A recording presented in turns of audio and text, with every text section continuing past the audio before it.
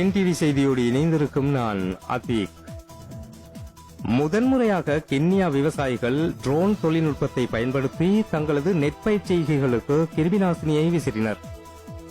Kenya பிரதேச செயலக பகுதிக்குட்பட்ட பீங்கான் உடைந்தாறு வன்னியனார்மடு விவசாய நிலத்தில் களைக்கொல்லிகளை இன்று விசிறினர். ட்ரோன் தொழில்நுட்பத்தை பயன்படுத்தி முதன்முறையாக இதனை முன்னெடுத்ததாகவும் இதன் மூலம் புதிய அனுபவ பயிற்சிகளை பெற்றதாகவும் அப்பகுதி விவசாய சம்மேளன ஊடக பேச்சாளர் எம் மகுதி தெரிவித்தார். பல ஏக்கர் வயல் நிலங்களுக்கு நெற்செய்கையின் போது சிறந்த அறுவடை இதன் மூலம் கிடைக்கப் பெறவும் இலகுவாகவும் புதிய தொழில்நுட்பம் ஊடாக முன்னெடுப்பது இதுவே முதன்முறையாகும் என்பது குறிப்பிடத்தக்கது. இன்றைய தினம் கலை